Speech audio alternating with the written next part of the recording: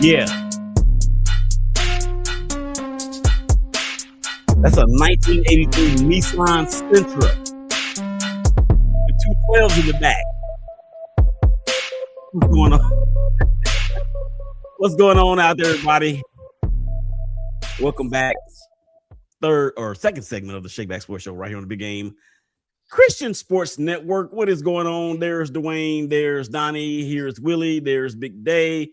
There are sports fans all over the planet. And there you guys are. Thank you so much for checking us out on Facebook. Whose page is that? Dwayne's? Donnie's? Can't tell. Dwayne's YouTube channel, Instagram TV, the ShakeBack Media Group, BGC Sports Network YouTube, ShakeBack Media Group's YouTube, LinkedIn, and the Twitter. Thank you guys for rolling with your folks as we are out here clowning, and we are NFLFAFO, and that's what we were talking about. We talked about a little bit about Max. We talked a little bit about the Ravens, the Cowboys, the whole thing with the trade that was, but then it wasn't. We're gonna pick up there here in just a second, but we're gonna also talk about Kyler Murray and Donnie's take on what they're gonna do with Kyler Murray as quarterback in 2026. But before we go any further, second segment, it is being brought to you by us. Who is us? We is us. Who is we? We is the Big Game Christian Sports Network, overhyped, unofficial, and slightly censored NFL draft talk. Mark your calendars.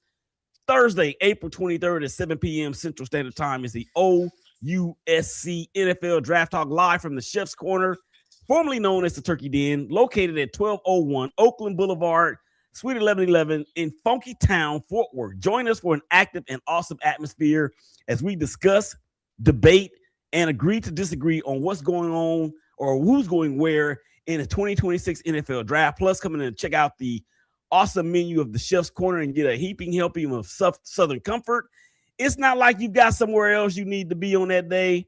So spread the word, invite the family, tell your coworkers when you get off work, meet me at the Chef's Corner in Fort Worth for the overhyped, unofficial, and slightly censored draft talk for the NFL 2026 Thursday, April 23rd, 7 o'clock p.m. Central Time. We hope to see you there. As a matter of fact, guys, I can already tell you when we were there last year, it was the Turkey Den, of course, but man, their chicken and waffles was off the chain. And I don't even like waffles. So I don't know what they got for us in store this year, but whatever it is, I'm telling you right now, I am going to be eating. That is what it is. All right. So, Donnie, we were talking about the Kyler Murray signing in Minneapolis, St. Paul, the Vikings, and he signs for the 1 year minimum, veteran minimum. So I asked Dwayne earlier I asked both of y'all earlier, but Dwayne answered. He says 11 wins for Minnesota in 2026. What say you? Said, excuse me, you gave an over under 9.5, and I said under. I mean, because I think they can go 9-8 again. You know, they did let a couple of pieces go on defense, Allen and Hargrave. Mm-hmm. I mean, I know Hargrave he hasn't had the best success since he left Philadelphia. He went to San Francisco, that didn't work out. Went to Minnesota, that didn't quite work out. So he's still trying to find his groove like he found it with the Eagles back in the day. But I think Minnesota, I mean, just going into it, I think they're right where they were last year, you know, kind of third best or, you know, maybe last best or last in that division. I mean, we all know that the entire division finished above 500. You know, arguably the best division in football. I think Murray starts.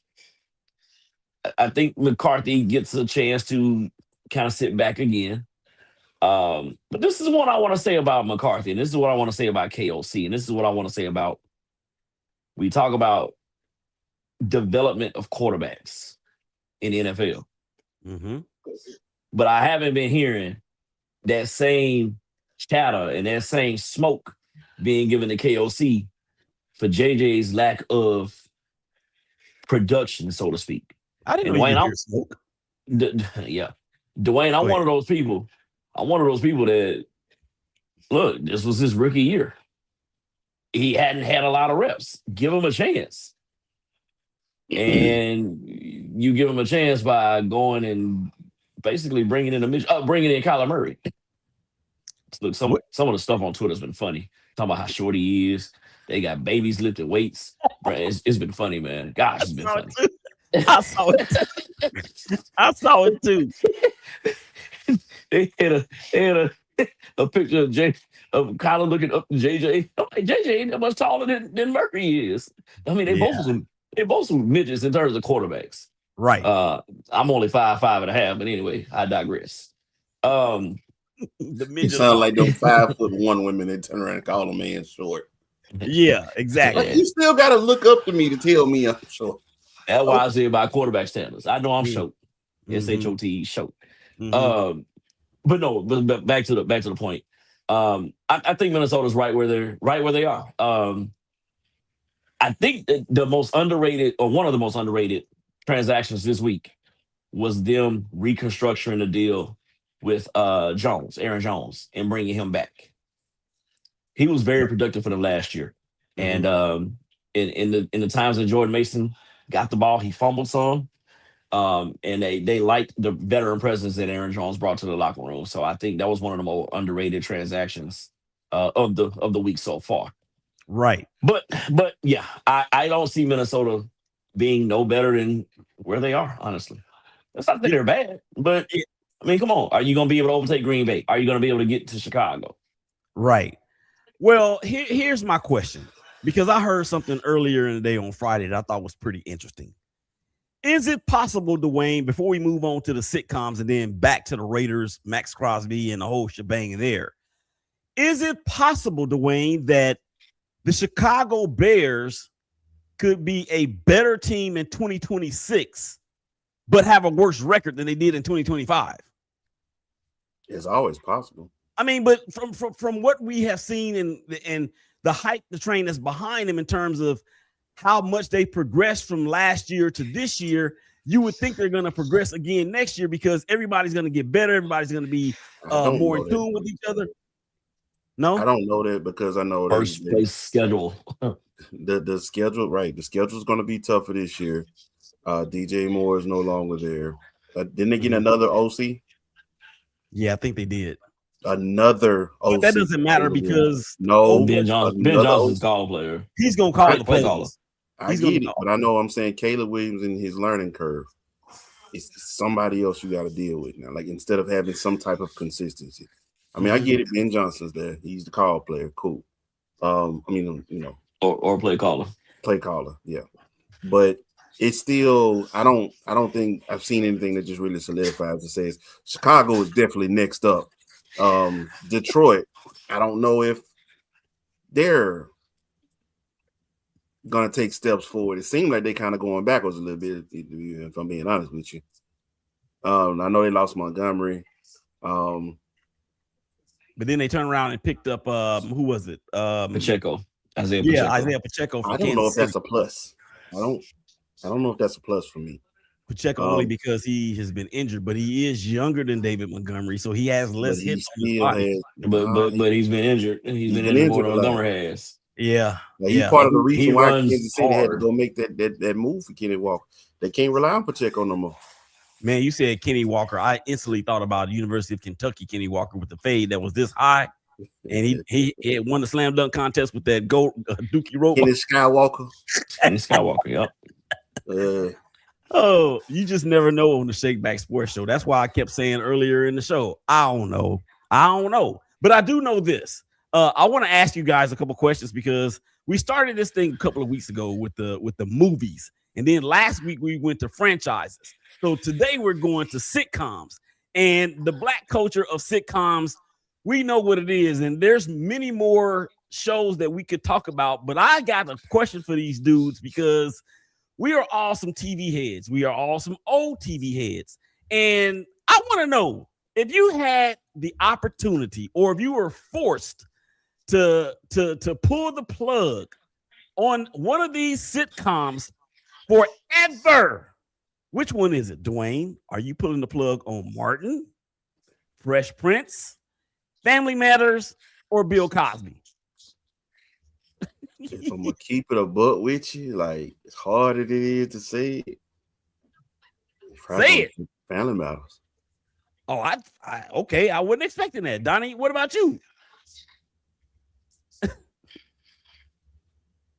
As hard as it is for me to say this, I would say Cosby. I thought Hell Dwayne. no. Hell no. You can't say that. I'm sorry. My bad. You can't say that on the. I'm sorry, because the only thing I'm thinking is not only of the name of the show, Felicia Rashad ain't going nowhere. If you know me, Felicia Rashad ain't going nowhere. My apologies. Heavenly Father, my bad. Okay, so let me help. Let me try to reel this back in. I thought Dwayne was gonna say Cosby. No. And I thought Dwayne, Donny, I thought you were gonna say Martin, because I know how much of a grudge you carried against Gina for what happened in getting that show shut down. Yeah. So both of y'all surprised me with your choices there, and I the only choice I'm not surprised at is mine. The only side that I'm on is what's Stone Cold say? I'm only on the side of one person, and that's mine. And Family Matters is it for me, because I never really could get into that show, y'all. I'm not gonna lie. I'm not gonna say I didn't watch it, but I don't go back and watch the reruns of it like I do Martin and the Fresh Prince and not even Cosby to a degree. And I think for me, that's the criteria. Which one of these shows do I still continuously watch on a consistent basis even today? And Martin is number one for me. But Family Matters ain't it at all. I might look at a little bit of Cosby, or I might look at a little bit of Fresh Prince. I might look at it even a little bit less of Cosby, but I'm not watching Family Matters at all. Number one for me is Cosby. Felicia Rashad ain't going. Claire Huxtable ain't going nowhere. Not only that, the staple of all of this begins right here with the Cosby Show. Some of the greatest moments on TV come from this one show. Some of the biggest celebrities showed up because of this one show. You feel me? And so that kind of inspired everybody else who showed up when you talking about black TV sitcoms, including the likes of a Fresh Prince and things. But for me, Family Matters, I went back and I watched some of it recently, like trying to, get the kids. And I really got into it. And I was like, you know what? They was right. Without Steve Urkel on this show, which he wasn't on that the first season. Or was it halfway through the first season? He was about halfway through the first season. Halfway through the first. But without him, the show was kind of like you needed him to show up to bring it all together. Mm-hmm. Yeah, and it did. You gotta rely heavily on one character. I'm good. It did go to a different level when Urkel was there. Okay, we spent way too much time on that I wanted to. We only got 5 minutes left to go in the segment. So I need to go back to Max Crosby and what we were talking about in terms of the Dallas Cowboys and whoever else that may try to go after Max. Now, you guys were saying that the Cowboys are going to still be in the mix. Donny, you said it could still be anybody else. I can tell you somebody who was not. It ain't the Baltimore Ravens. But I wanted to put this up because to me, as a Raider fan, the narcotic that is just that. When you look at a defense that features these guys, right? Max Crosby on one side and Malcolm Kuntz on the other. Kwity Paye. Okay, Kwity Paye came from your coach. Is that right, Dwayne? Yes, he did. Tell me about him. Go blue. He is a blue collar worker, man. Definitely gets after the quarterback. He loves to play in the backfield. I'll say that much. Loves to play in the backfield. But outside of that, I mean, like you ain't gonna really get, spectacular secondary play, like in the coverage and nothing like that. But I mean, he's a hard hitter. He plays in between the tackles too as well. But I ain't gonna lie to you. I love the blue collar guys that really get physical And that's why I said we're gonna miss him. Donnie, looking at this potential new look Raiders defense, this is a defense that on paper looks like it could be one of the best in the league. I mean, and not pictured is Tyrese Wilson, who Paul though. Huh? Max gonna have to come off y'all books because of the money y'all just spent acquiring some of these assets. He gonna have to, bro. Nope. The Raiders had over $110 million in salary cap space. But y'all spent money based on unloading him. Nope. It's all, we still are well under the cap. Yeah, they had a boatload of money. Yeah, we got draft draft picks to sign, and Max ain't going nowhere, y'all. I saw it today from somebody I trust that said Max has met with the brain trust of the Raiders, talked with Tom, talked with the coaches, and he has reiterated his commitment to being excellence for the commitment of excellence. He's not going anywhere, y'all. Why didn't they do that before trading him? I don't know. That part I don't know, but he's not. Well, I think it was something else. I actually thought that it may have been something financially related, that they may have swindled him out of a bonus towards the end of the season. That's what my thought was. But the thing is, with Max and that injury last year, y'all, he missed the last 2 games, or they shut him down the last 2 games. He conceivably should have been out starting in week 9 or 10. Yeah, they said after week 8 he should have been shut down. He should have been shut down. It was a meniscus tear. Yeah, so and I've had a partially torn meniscus tear, and it hurt.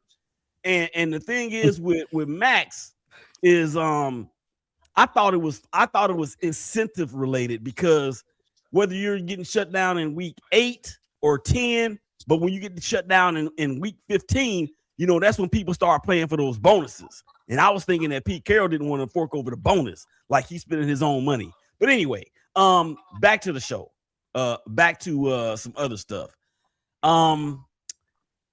Give me one splash signing that is going to help a team that didn't make the playoffs last year. Donnie, I know that's a tough question, and I just threw it out there at you, and I'm sorry, but that's what it just came to my mind just now. But if you need a minute, we'll go to Dwayne. And then Dwayne, if you need a minute, then we'll go to me. You need a minute? Yeah. Okay. I'm going to say Romeo Doubs going from Green Bay to New England is going to help Drake May so much in that he's got a younger receiver in him. Stephon Diggs was older, of course. Oh, but you said to make the playoffs. They were in the Super Bowl. Yeah, they was in the Super Bowl. That's why I said in the very beginning of the show, I don't know. Okay. Let's do this. We gotta cut. I'll give you one. Go ahead, real quick. Isaiah Likely. Isaiah Likely goes from the Baltimore Ravens to the New York Giants. That's a good one. Keep it there. We're going to come back on the other side of the break and finish, I don't know. BGC Sports Network, ShakeBack Sports Show, Dwayne, Donny, Willie, Big Day. Y'all come on back and holler at us.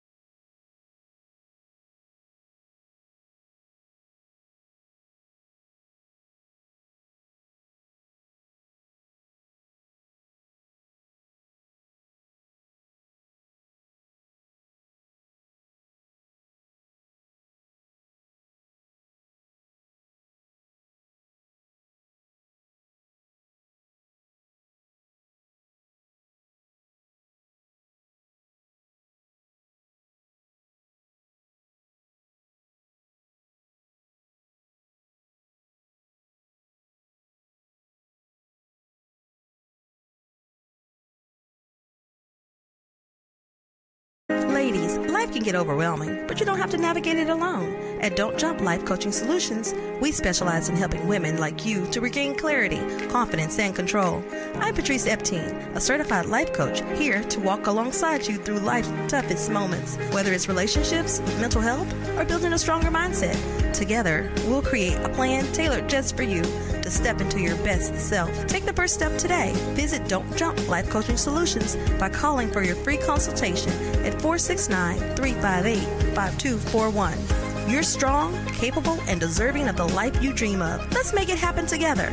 Visit Don't Jump Life Coaching Solutions by calling for your free consultation at 469-358-5241. Whether it's relationships, mental health, or building a stronger mindset, visit Don't Jump Life Coaching Solutions by calling for your free consultation at 469-358-5241. Don't Jump Life Coaching Solutions.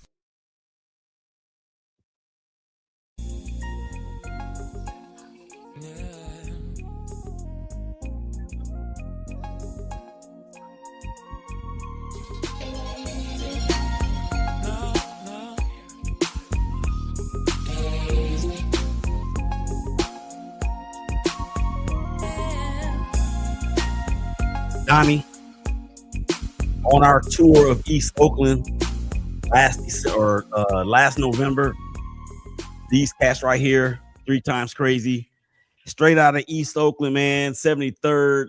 Do you remember when I showed you what used to be the Eastmont Mall that we used to go to? Yeah, that every time I hear that song, I think about how they say in one of the lyrics is, I make a right on 73rd. And every time I hear that, even if it's just an instrumental, that picture of that mall comes to my mind. All right. Enough of the nostalgia. Welcome back to the third and final segment of the ShakeBack Sports Show. BGC Sports Network, Dwayne, Donny, Willie, Big Day, sports fans all over the globe. You already know what it is. Just in case you missed it in the second segment, I still don't know. But we're going to talk about some teams or a big flashy signing or some kind of signing that is flashy, that a team that did not make the playoffs last year. And I was instantly reminded that the team that I talked about, they only played in the last game of the season. They lost, but they still played in it. Anyway, third and final segment, it is being brought to you by us. Your chance to support the BGC Sports Network is here. Introducing the My BGC merch store, where you can purchase authentic merch like our coffee mugs, the overhyped, unofficial, slightly censored t-shirt, the BGC desk mat, and more. Just go to the merch page, the BGC merch page that is, at bgcsports.net and place your order today because your BGC merch is waiting on you. Okay, so Dwayne, why are you looking like that, man? What's up? I'm good, dog. Okay. I ain't gonna lie to you. I just want to get to Miami. That's what I want to get to. You want to get to Miami? I want to talk 83. Okay, we're gonna get there, but I need y'all. You know what? Let's do this real quick. Give me one name, one player that has gone from and you mentioned Isaiah Likely there at the end of the second segment, Dwayne. Donny, who is your one player that has gone from a team that didn't make the playoffs last year that you feel could be flashy? I'm going home. Travis A-Chain, as we found out Friday how to pronounce his name. Going to the New Orleans Saints. Joseph Haynes III. What's going on? I think the Saints have brought in a younger Alvin Kamara. Mm-hmm. That's a lot. Somebody who can run the ball and catch it out the backfield. And line up at receiver outside. But you know, A-Chain can do that. Kamara was his specialty was breaking tackles. Like that's really where he shined, even with his size. Travis can do that. He can do that. But don't get me wrong. He's special. A-Chain is special. God, like I don't know. And I want to say this because I know we're gonna move on. Tampa Bay defensively taking a step back a little bit, and they lost Mike Evans to San Francisco. Some team on the West Coast. Atlanta. Anyway, the San Jose 49ers. You ain't got no time to talk about Atlanta. Yeah, Okay. ain't nothing to really talk about with Atlanta. And then Carolina. Now Carolina, of course, they won the division. They made the playoffs. They took the Rams down to the wire in that playoff game. Them getting Jalen Phillips was huge. Yeah. I mean, they showed him the money. So I'm not saying the South is going to be a 2-team playoff division next year, but it could be. And I think Miami got a quarterback. I think Got about that too. I'm not sold on Malik Willis, to be honest, but that's another story for another day. But I think Bryce Young, I almost said Bryce Harper. Bryce Young, I think he's going to take an additional step. Now, I don't know if it's going to be 1 step, 2 step, 3 step, a half step, a quarter of a step, but I think he's going to take a step forward in his it'll be his 4th year? Yeah, his 4th year. 3rd year. 3rd or 4th year. Okay. One other question, Donny, before we get to 83 and Bam Adebayo and Gordon Hayward. Didn't you go to school with a dude named Achan? Or did Crystal? Malcolm? And it's funny you mentioned that because on Friday on Twitter I posted I went to school with a guy named Malcolm and he pronounced it Etane. Yeah. This A-Chain, and we from Louisiana. I had never heard it pronounced this A-Chain before, but seeing some of the posts from some of the other Louisianians in Twitter, that's how they pronounce it. I know what he ain't. He What's ain't that? African and he ain't Haitian, but because they don't play by their last name. Okay. Who are you? You go out there and Nicky boys. Nope. We're not doing it. Okay. What a week in the NBA. A week of records. Let's go here. Bam Adebayo goes ham. 83 points. We've all seen the headlines. We all saw what happened. Go ahead, Dwayne. This is your puppy. Let me just say this real quick, because there's been a lot of misconceptions in from the media, from social media. There are people who think there are folks who are just flat out hating on Bam Adebayo. Nobody, when they're saying it because they're hating on him because they're saying he broke Kobe's record. We know it's not a record. The record is 100 points. That's the record. Nobody's mad that he passed Kobe because knowing the spirit of Kobe and his competitive nature, he like, yeah, if you can do it, come on, do it. It was the way it was done. That was some nasty work. Already watching the NBA from what I grew up on. It's tough watching the game now because it's like this is bad basketball. And a lot of people want to say this is like these are highly skilled players that are playing bad basketball. But what I saw the last 4 minutes of that game, that was nasty work, yo. If it wasn't within the frames of the offense or on a rebound, like what are we? They was at what it was like a minute and a half left, and they were fouling the other team to get the ball, like they're losing. They were up 37 points and fouling the other team to get more touches to Bam. Nasty. That's nowhere within the framework of the game. It's the complete opposite of what fouling is for. It was nasty, and I blame officiate because 43 free throw attempts is insane. And I know people was like, well, Dwight Howard had 39. They were intentionally fouling him because he can't shoot them. Right. Okay. 43 free throw attempts for somebody who actually was making them is wild. It's nasty, though, the way they were intentionally missing free throws, trying to get him to get the rebound so he could put it back up and hopefully get some more shots and points. It was wild, man. Okay. Enough humor. All right. Dwayne, Donny. Humor, that was real. I mean, it was funny looking, right? It was nasty. Donny, your opinion, not only about what Dwayne said, but how Bam got that 83. It was your problem how he got there. Yep. I agree. The problem I have is with the Washington Wizards. Oh, I got a big problem with them too. You had your turn. The Washington Wizards need to be placed in the Southwestern Athletic Conference, the SWAC. They suck. They suck. Don't disrespect the SWAC like that. Right. Don't do that, bro. I'm trying to get easy wins for my Southern Jaguars, if you know what I'm saying.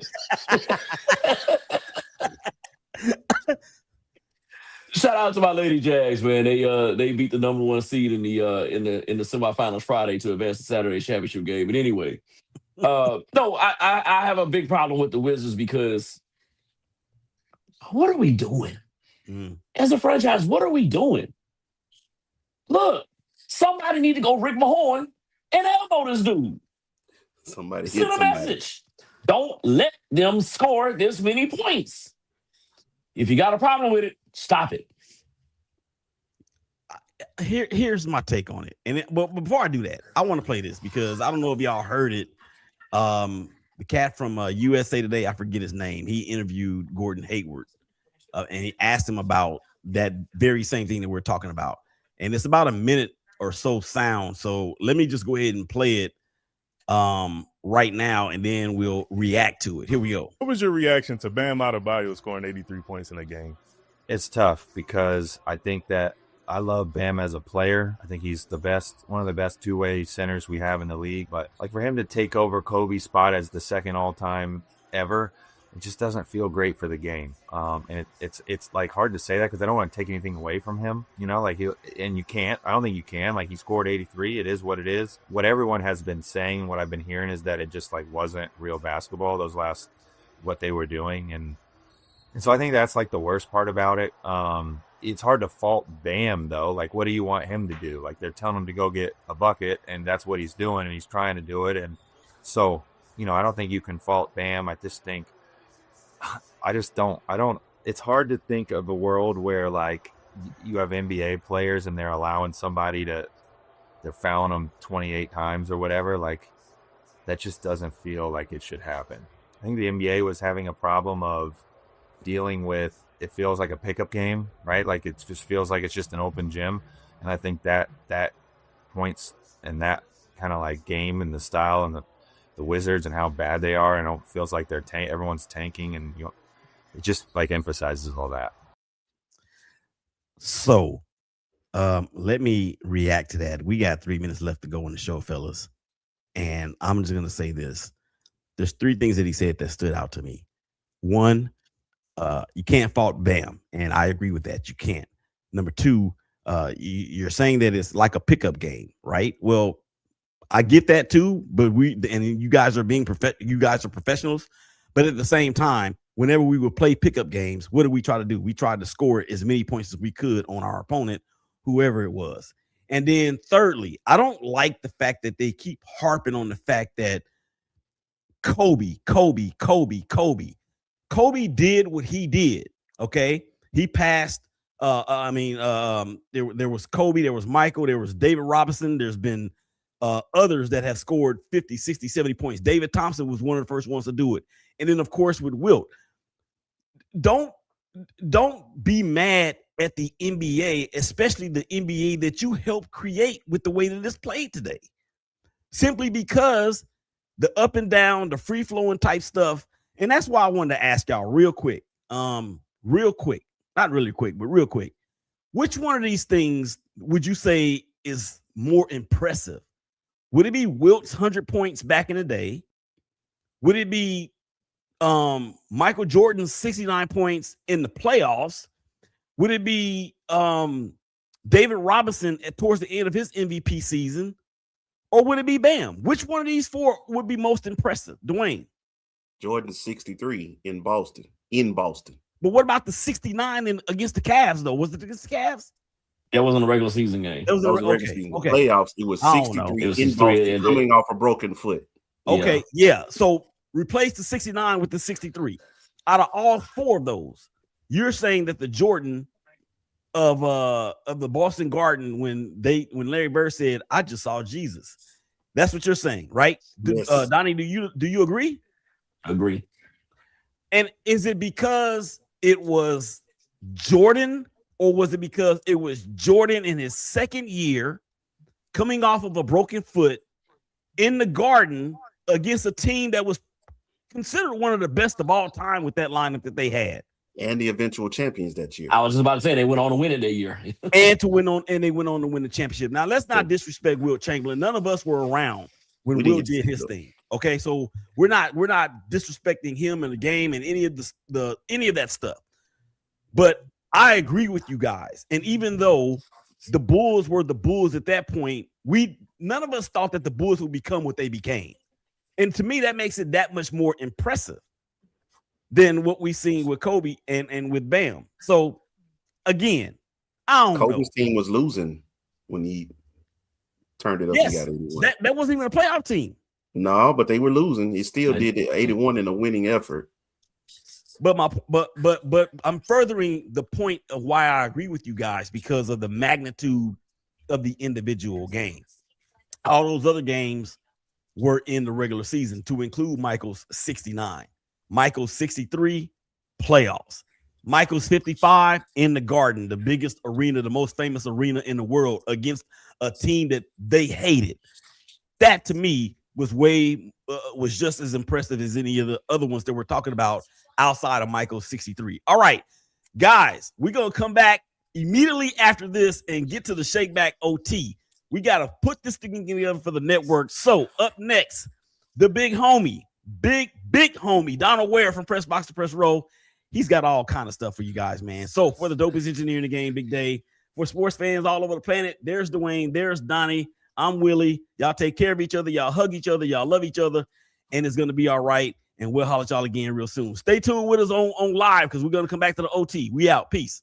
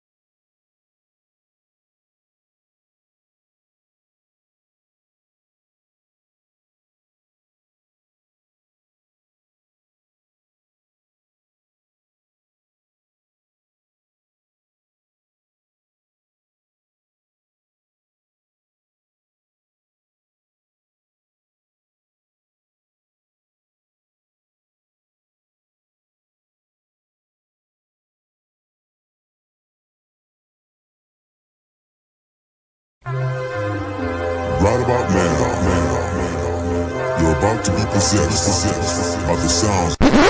Happy to be here with my brothers on blog, ready to get to it, man. I'm so excited about this show. If you feel yourself a professional athlete and you get paid to catch the ball and can't, like that just makes no sense to me.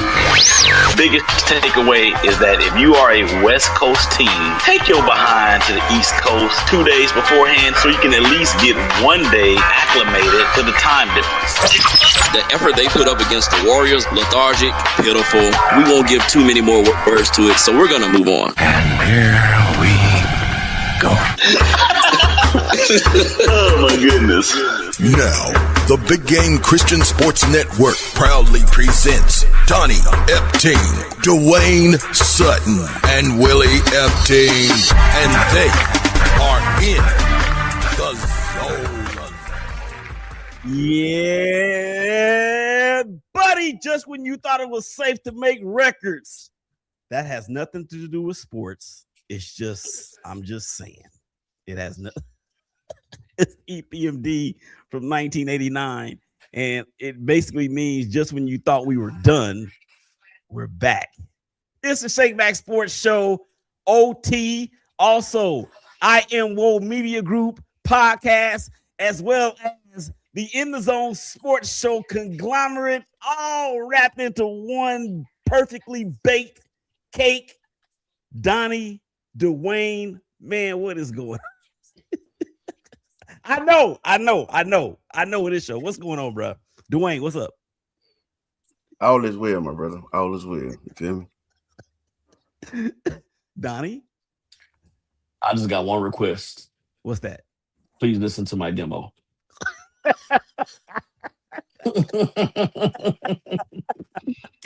I mean, the way you started out, hey, it just fits.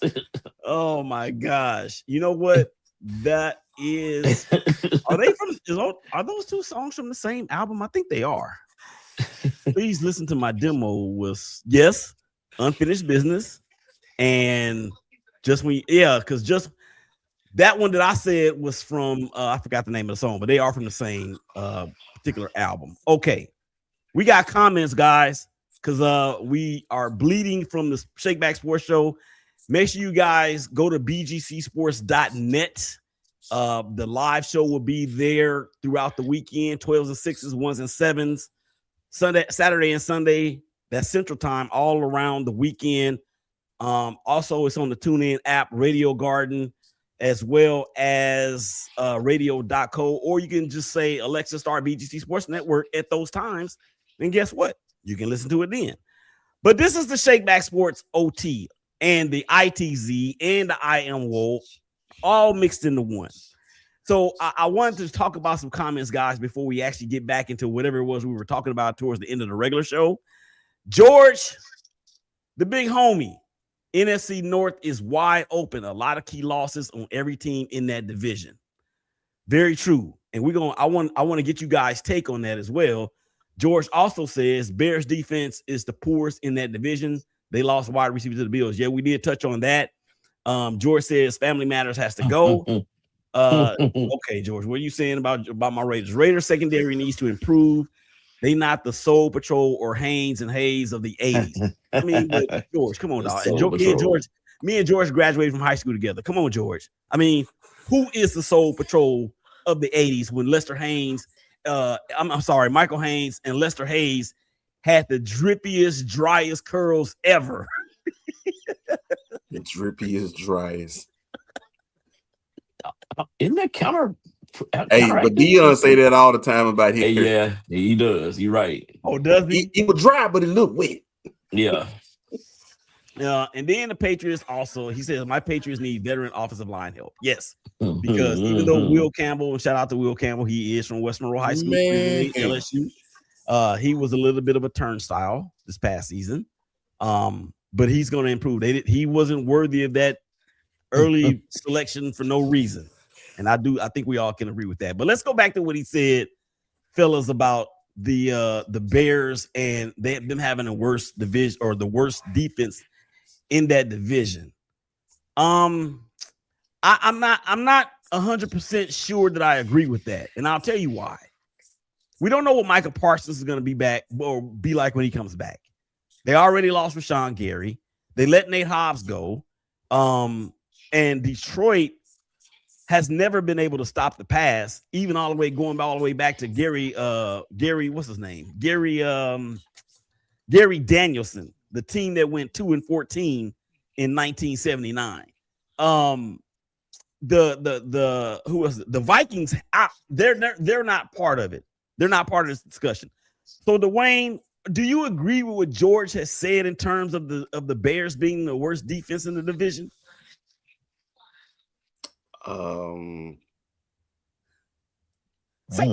Technically, yeah. Okay. Yeah, technically. I mean, all I can go off of what I last saw. You know, I know we were talking about acquisitions and hopefully, you know, things. What I last saw, yes, they leave a lot to be desired. Detroit had some gaps too. You know, they were known mostly for their points in their defense. However, bend don't break probably would better describe Detroit than anything. But Chicago took some L's last year simply because they could not get the stops that they needed. But yeah, I can give it to Chicago on that one. I ain't gonna. This is the reason why I like the OT or whatever we're calling it, is because we really get to interact with the people that are watching on different social media platforms, and we can put their comments up, and we encourage you guys to comment. I mean, we can have a discussion. All of y'all will be wrong, and me, Dwayne, and Donny will be right. Even if one of us is wrong, we're gonna always be right because that we stick together like that. So, Donny, do you agree with Dwayne and George in terms of what they're saying about the Bears defense? So I saw something that was kind of astounding on Friday. The Bears lost 5 players from their defense in the 2025 season. And all of those players signed 1-year contracts elsewhere. So that part of me disagrees with George. Because it's like, well, if they value these guys, they would have made more pushes to hang on to them. But I also agree with George because of the guy that they lost. I'm talking about C.J. Gardner-Johnson. I'm talking about Kevin Byard. I'm talking about Tremaine Edmonds. Those, there's just 3. Those are pretty good players. You need those kind of guys on your defense.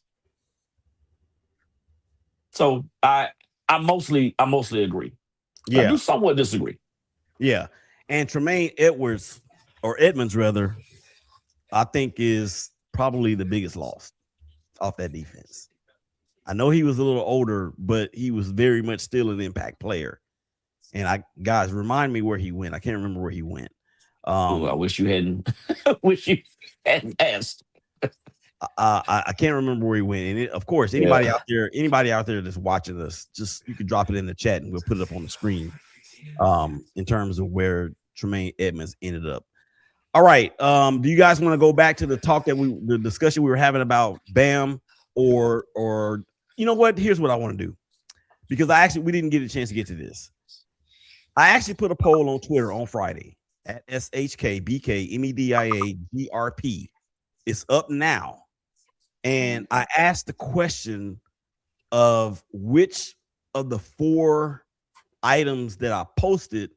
Giants, New York Giants. Oh, duh.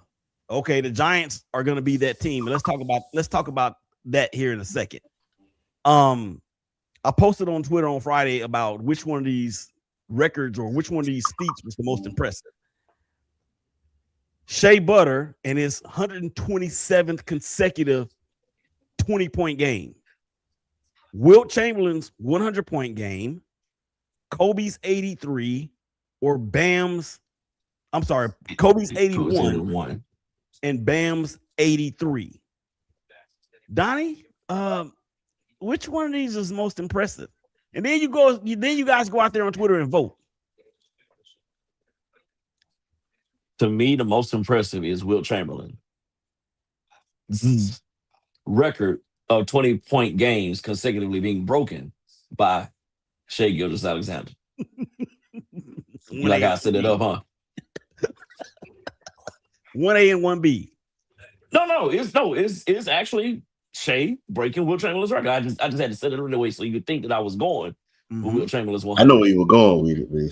Yeah. Look, 100 points in a game, that's not to knock on that, that's not to crap on that at all. Because I mean, that feat is phenomenal. It will always be phenomenal. But to be able to score 20 points, and look, the way defenses sometimes will go a triangle into boxing one, we're gonna run the whole team at you. You know, however we can. Coaches usually go into the game and say, "Hey, we know this guy's gonna get his, or we know this guy's gonna be the straw that stirs the drink. So let's do what we can to make somebody else beat us." And Shay's still getting 20 points a game, 120 some odd games in a row. That's extraordinary. That is very extraordinary. Dwayne?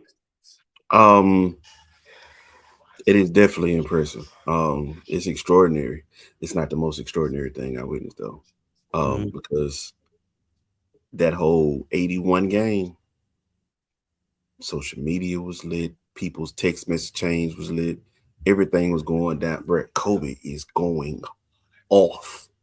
Like he's pushing it. We've never, because like Wilt's 100, we saw the picture of him holding the 100 points.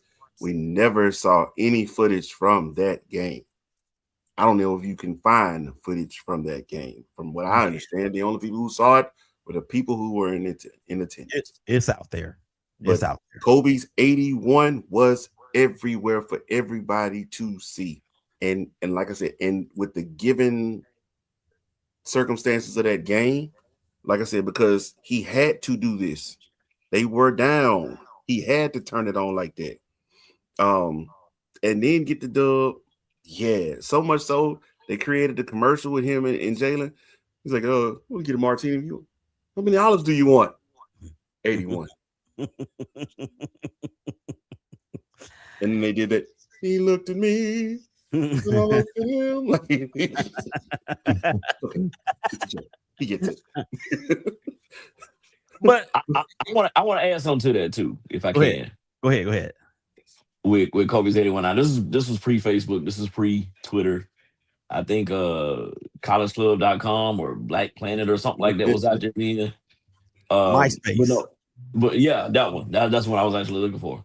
But no, I really want to say that Kobe's feat was so much of an accomplishment that on SportsCenter that night, and I think I talked about this last time we talked about Kobe on the show. I remember. It was the lead story on SportsCenter with Steve Levy and Stuart Scott. Like it trumped NFL Conference Championship Day. Yep. And that's and for that to happen, I think that is a missing piece of the dynamic in terms of the impact and how important or how magnificent that was. Because I don't think we even I know I didn't, and thank you for reminding me. That's why you are who you are.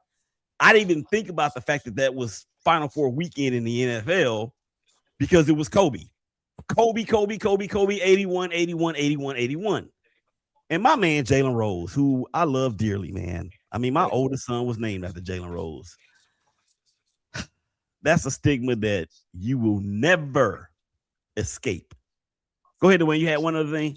Well, my last point was simply this. SGA's was phenomenal. It's sensational because, again, nobody has done this since Wilt.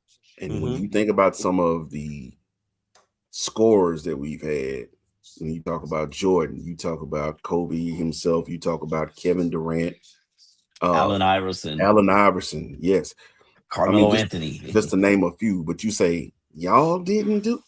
The crazy part of that is, again, had he not done this, how often were we even thinking of that record though?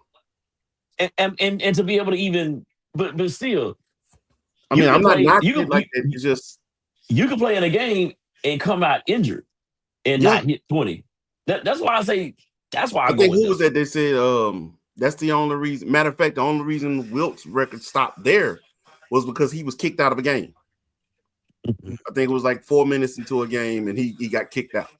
Here's another special thing too about Shea's accomplishment. I think it's in 17 of those games, Shea didn't even play in the fourth quarter. No, it's more. He didn't even play in the. I want to say that it was actually like in the 30s. No. It's in the teens, if I'm not mistaken. No, I heard it today. It was in the 30s, actually. So that's, to me, that makes it that much more impressive. Now, does it make it more impressive than the other three? I don't know. I mean, they're kind of like, they're all in the.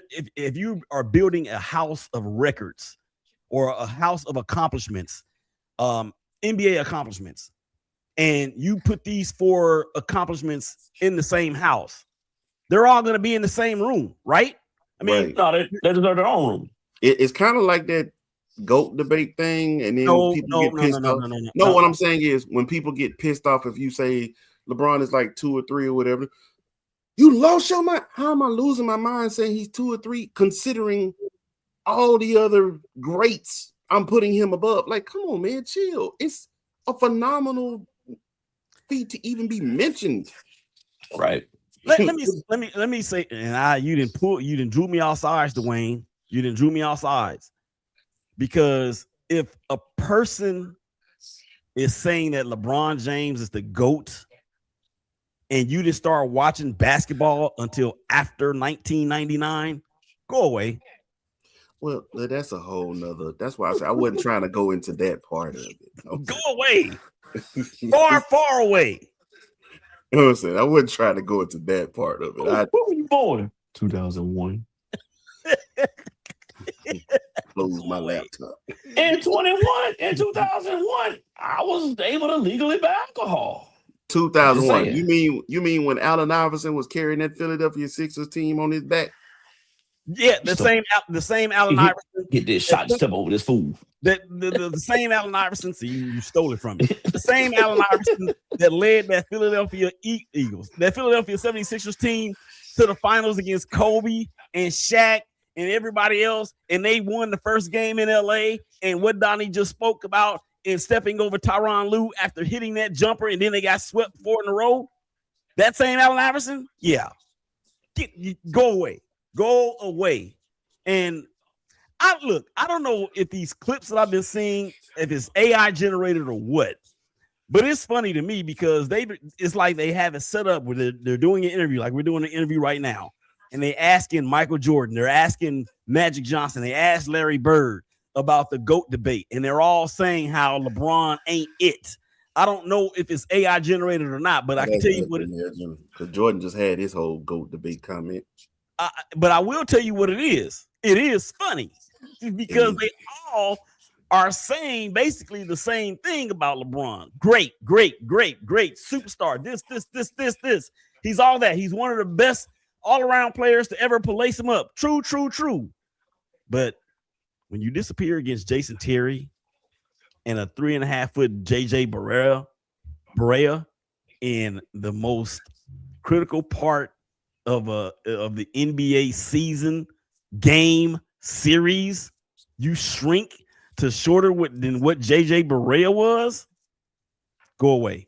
Hey, I know when he didn't disappear on Jason Terry. I bet Jason Terry wish he had disappeared. Bruh, that's like throwing for 650 yards and you down by 30. That ain't, I mean, come on. But still, I hear Mike Tirico's call in my head when Dwayne brought it up. Like that's all I remember. and him towering over Jason Terry. Mike Tirico just says, "Oh." But that was the night that Boston broke Miami's, what was it, like 26, 27, 28 game winning streak or something like that in the regular season. Like that was one of the best regular season games I've seen in this millennium. Because it was so much on the line that night. And that play just kind of man. Ooh, I see that play in my head now. I'm looking up because I'm waiting on LeBron to just dunk on me the way he dunked on Jason Terry. Hey, I ain't gonna lie. I just want to turn in the red, Pops. Get up from down there. Hey, man, I'm telling you, told him back up right here messing with these people. Messing with these. You want something too, old man? No.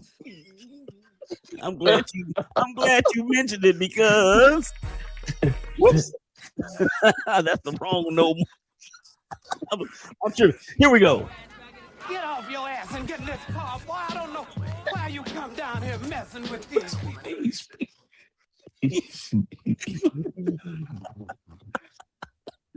Anyway, Ronaldo Ray. Yeah, that's crazy. And I forgot what I don't know.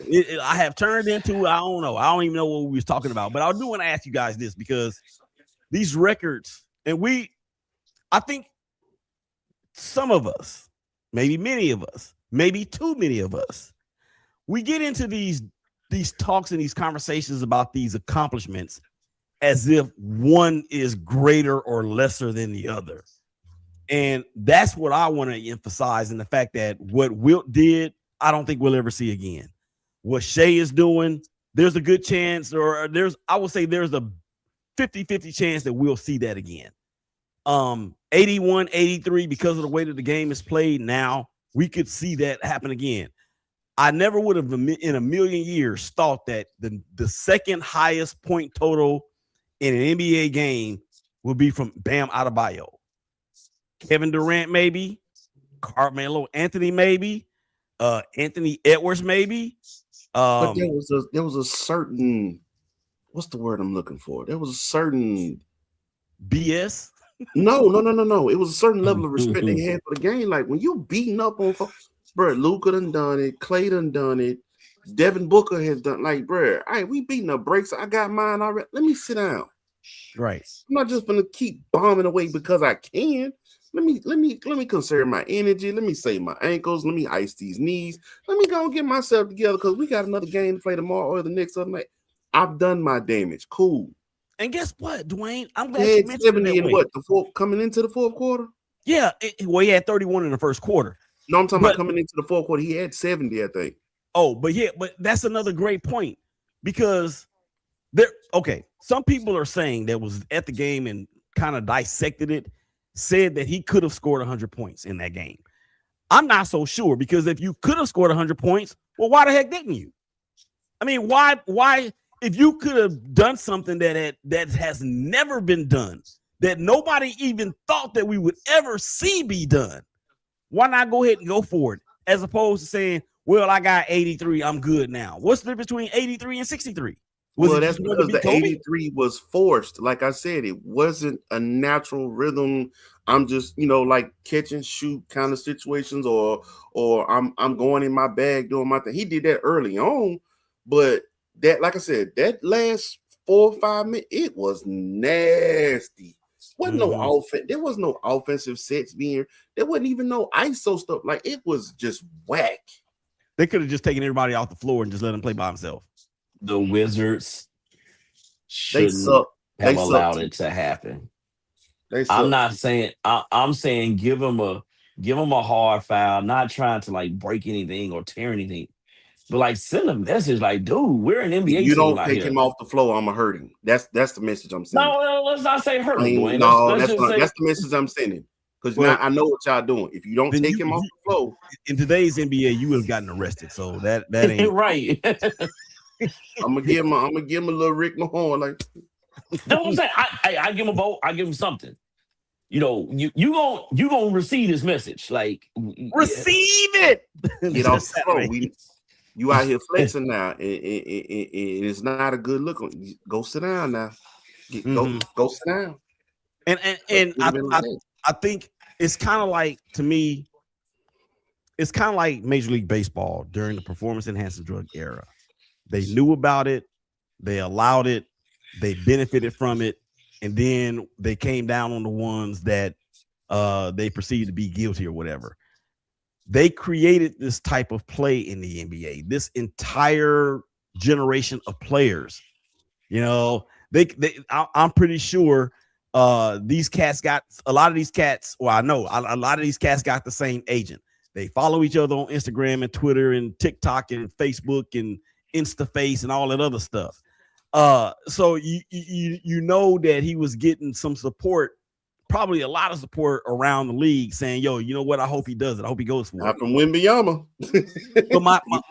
but my point is why, if you are a professional at whatever it is that you're doing, right? Like we're professional podcasters or streamers or content creators or whatever you are, why would you, if you had the opportunity, so they say that you did, why are you stopping at second best? Go all the way. I mean, because if that's the case, you should have just came out in the third quarter and let that be that. He never was supposed to be there. That's the whole point. I mean, I got it. He got there. No, what I'm saying is even as he began to approach it and they started, because they started whispering about it on the sideline. Or maybe even somebody from the NBA office and rang down there and said, "Yeah, yo, Bam's got this. Let's go ahead and let this." I mean, you just never know. That's the conspiracy theory. But my point is, why are we? It's like, why are we settling for second best if you say I could have been the best? That's my whole point. And how he got there is beside the point. That's irrelevant to me because we're talking about what he did and how he did it, but we're also talking about what they said he could have done. Well, if he could have done it, why didn't you just do it? That's what I'm saying. If he was that type of scorer, then yeah, he would have done it. That's why I'm saying it wouldn't have been as nasty looking as it was. It wasn't that. Bam ain't that. Like Bam is a defensive player.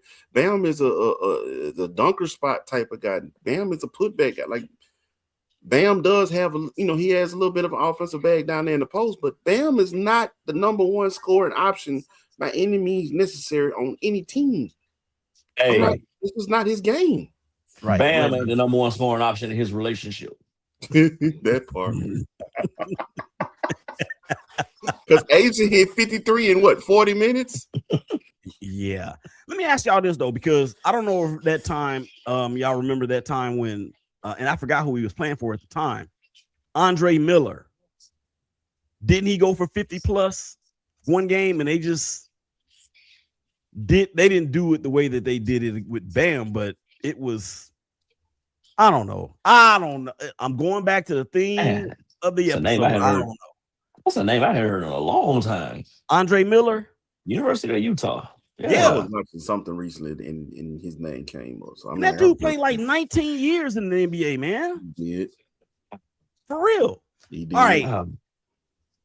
Miami of Ohio, college basketball, Donny. We're in your wheelhouse now. Miami of Ohio. They lost to Marcus Camby University the other night. And for y'all that may, or also you can say Dr. J University. I was going to say that. Yeah. Yeah. I don't know why I thought of Marcus Camby. You know what? Somebody once told me back then that me and Marcus can be favored. I think that's the reason why I thought of him first. What? But anyway, Dr. J University, University of Massachusetts, the Minuteman, the place where John Calipari got his initial start, beats the Red Hawks 83-81 or 87-83 or 99-98, whatever it was. The story is the fact that they were 31-0 and now they're 31-1, and they have a strength of schedule of like 2,713 in the country. I know they're only like 360 something schools, but Donnie, talk to us, man. This is your wheelhouse. Are they going to get in or what? All right. So first of all, take a look at my caption. Where my name is located. Yeah, I am the number one seed. I am a number one seed, by the way. So yeah, I'm ready for March Madness, doggone it. Seriously. So the debate has come the last couple of weeks over the fact that Bruce Pearl, whose son Steven is now coaching at Auburn. Mm-hmm. Bruce said that Miami of Ohio is not an NCAA tournament team, especially if they did not claim the automatic bid from #Maction, which of course now they won't, as Willie, so eloquently said. The only time that it's good to be a Minuteman was when Massachusetts beat Miami yesterday or Thursday. No, 2 minutes. I just had to throw that in there. Now, I do think Miami deserves to be in the tournament. But I also think Miami has now put themselves in a position that they're going to be in the first four in Dayton. So their first game will actually be kind of like a home court advantage should the committee decide to put them in an 11 versus an 11 matchup in Dayton in the first four. I do think that they needed to go on and win the whole thing to escape the whole first four bubble, all that other stuff that's been talked about. I watched their game, their final regular season game at Ohio University last Friday, and one of their players, they walk off the floor and they say game blouses or whatever. They didn't say blouses, they actually said another B were hurt. But and waving to the Ohio University fans, and I thought that was kind of classless. I know the student section from Ohio University probably gave them all kind of flack that night, and it's a big rivalry, this, that, and the third. But these things have a way of catching up with you. And yeah, Miami, Ohio is not 1990-91 UNLV by no stretch of the imagination. By the way, Greg Anthony did not foul out. 35 years later, yeah, he did not commit that final foul. But but yeah, Miami, they'll have their name called on Sunday. They'll have their name called. They'll be part of the selection show. And while I'm at it, man, rest in peace, Greg Gumbel. I know it's been over a year, but this will be the second year that we won't, or actually the third straight year, that we won't hear his voice on Selection Sunday. And it's just always Greg Gumbel and Selection Sunday and NCAA tournament. Those are synonyms. Those are two things that are synonymous together, man. And it's not the same without him. Kudos to CBS and TNT and TBS and True TV and the other network who I did not name. For continuing on that tradition. And I'm coming back to my point about Miami here. They'll have their name called on Selection Sunday, but they're going to Dayton. What's interesting to me, though, is that trying to fill out the rest of the teams in the bubble, that's on the bubble. You got a Friday night game between San Diego State and New Mexico in the Mountain West semifinals. Loser is likely, of course, on the wrong side of it. Winner still has a chance. Utah State seems to be the only team from that league that's going to get the get a bid, whether that's at large or the automatic bid. But I want to go back to this Auburn thing because it's like Miami, Ohio, and Auburn are together in this conversation here. And Auburn finished the regular season one game over 500. They had a quad 1 and quad 2 record, I believe, of like 4-12 or 4-10 or something like that. And Willie, I think we talked about this a few months ago, where you've got all these teams in these leagues, and you're not going to start seeing teams or leagues that have teams that finish below 500 that get into the tournament. Hence, now Oklahoma with the strong showing Friday night in the SEC semifinals or quarterfinals, I should say. They go on a win and make the semifinals, then they're looking at getting a spot. I say all that to say, folks are talking about NCAA tournament expansion. Hush. Leave it where it is. Leave it where it is. Because, with 68, we're still talking about, there are 3 other teams that deserve to get in, which would be 71. If we expanded the thing to, 84, then you'd have teams 90 through or 87 through 90 that we talking about, we should have gotten the big dance.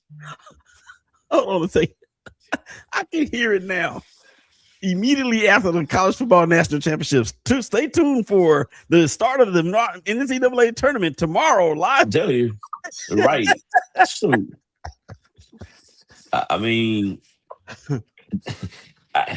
Keep it where it is. Yeah, and I do want to say another thing. Go ahead. I'm sorry. The regular season conference champions in some of these leagues and some of these leagues that only are one bid. I think that's the main call for the expansion. But look, yeah, you handled your business through the regular season, but you still the season is a season. You got to play it straight through. And if a 9 seed Quinnipiac team beats the top seed in the Northeast Conference, so be it. So basically, Dwayne, from what I think I hear Donnie's several points, right? 30-0 is 30-0. And there has not been a time where a team has won 30 games in the regular season and has not made the big dance. I think that is going to be the thing that sways them and allows them to be able to get in. But then when you look at it from the standpoint or the example that Donnie just gave, and when you have, his favorite team of all time, Stetson University, Hatters. Stetson University with a 4-21 record, and then they go on this magical run in their tournament and they get in, and the regular season champion is suddenly sweating bullets, right? Sweating bullets. They're not making it. No. Just in these one big leagues. I'm saying this in the most conservative fashion possible, right? So they're sweating bullets at 29-2 throughout the season. They win the league in the regular season. They talk about how every game counts or is important.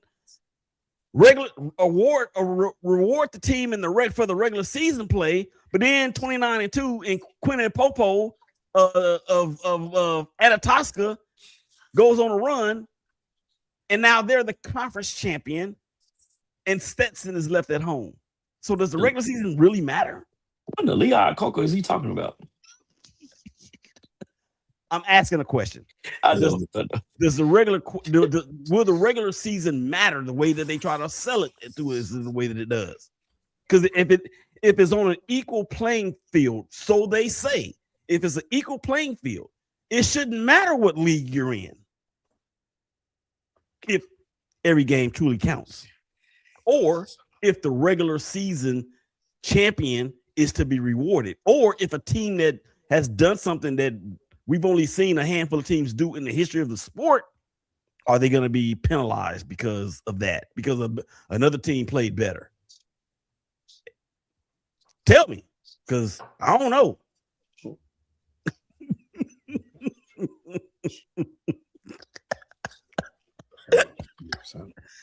What are you doing? Are you doing multiplication tables? I was trying to make sure I was keeping up with what you.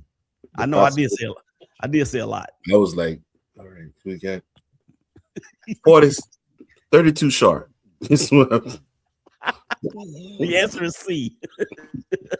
40 above. People. Yeah. One mic. I mean, but for real though, I mean, the regular season, are they diminishing it with this debate? Yeah. Or do you even care? Are you asking me? Yeah, I'm asking I thought you was asking Donny. My man, I said Dwayne at the beginning of the question, and then I said Dwayne. I didn't know you so long to get the question. You know what? We are an hour and 20 minutes in. Look, I'm sitting here waiting on Donny to respond. And I'm like, which way you go with this one, boss? Look, Donny. No, because it must have cut out. I didn't hear you call my name. Donny. No, you can't say that because you was listening intently. Listen. So Donny, so the I don't know, it's going to lead to him. Okay, let's do one more thing before we get out of here. How about that? I got a question for y'all, and it's about these records and teams and these outstanding performances, whether it's team-based or individual-based. And there's so many records across the landscape of sports, whether it's collegiately or professionally. Out of these three records, which one do we think that we'll ever see? Not us per se, but that we think will be broken at some point. Barry Bonds, Joe DiMaggio, LeBron James, Tom Brady. Which one of those would fall first? LeBron James, all-time scoring leader. Tom Brady, all-time touchdown passes. Barry Bonds, 770,000 home runs. What was it, 766? 750? No, 766. Or what's the fourth one I named? I forgot. Joe DiMaggio. Joe DiMaggio, 56 game hit streak. I'm going with Brady. Oh, you going with Brady? Go ahead, Dwayne. I'm going Brady. It's a passing league still. And these quarterbacks are definitely playing long because really you can't touch them either. So yeah, I think that Brady's touchdown record would probably be the easiest of the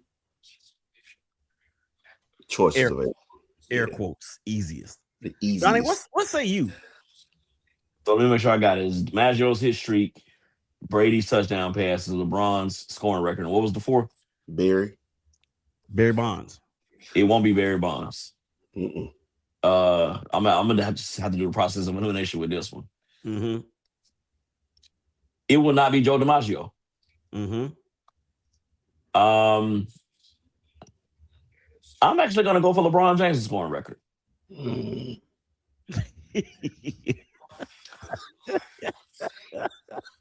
I can't see that, dog. You know why? Well, I know, and I know why you say that, because nobody's gonna play as many seasons as him. Or as many games. Like, even if you play the season, D-boy be sitting out so much, man. It's hard to say. Like, that's why I'm shocked but Shea shows up and play. But it's not a lot of guys who consistently play the game at a high level every time they touch the court. They just don't. Mm-hmm. It's a few guys, man, who can. It's a few guys who I think can threaten. And also, I'm not saying it's going to be broken. I'm just saying it has the best chance to be broken. And like you also say, taking consideration injuries too. Because I could have seen Kevin Durant do some amazing things, and who knows what he would have been like had he never torn his Achilles. Yeah. Because I was gonna say he's one that I'm targeting as an active player. I mean, but you got to think about some of these young guys that's gonna come along or that's coming along now, like Luka, like Anthony Edwards. Luka gets hurt too much too. Or even Luka gonna get fed up and go back to Slovenians. or even an AJ DeBansa who's getting ready to come into the league. That boy can hoop. Man, that boy can hoop. Oh, freshman from BYU. BYU, yes. Yeah, I got a chance to catch him out a little bit earlier in the week. I don't know, man. It's an interesting conversation for people that are our generation and older, because we've seen the Wilts and the Kareems and the Magics and the Birds and the Isaiahs and the Barkleys, so forth and so on. Of course, if you talk to Gen Z, the Gen Zers, the ones that are under us, right under us, our kids, is that Gen Z? Gen somebody. They may have a different outlook, but really some of the same parameters. I don't know. I don't think any of these records are going to be broken, to be honest with y'all. I don't.